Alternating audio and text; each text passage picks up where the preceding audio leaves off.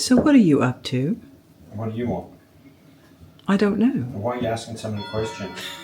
Because there's a man in the kitchen making something that smells nice. Nothing smells nice yet. Oh, it's the stuff in the crock pot that smells nice. So what are you making? No surprises. Oh gosh, come on. Now you made lovely oat cakes yesterday.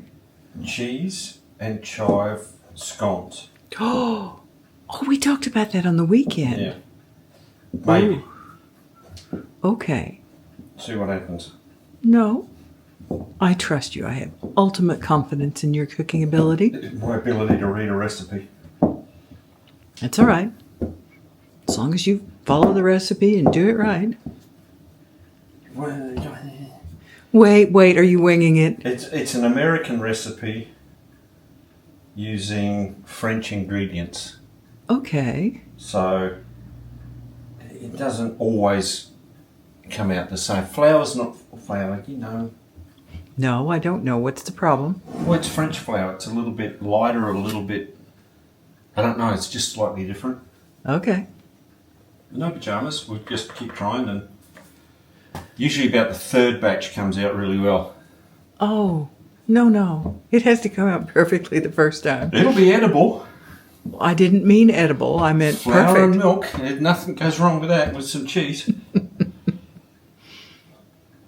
May I just say, for all the world to hear, that I'm really grateful that you took up the cooking after I just gave it up a few years ago.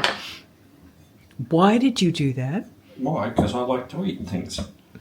And the things I wanted to eat, you weren't cooking anyway, so...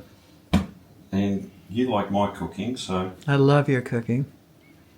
Mine was basic and functional, and I was fine doing it when the children were little, and now somebody else has taken up the flag, and you're doing great.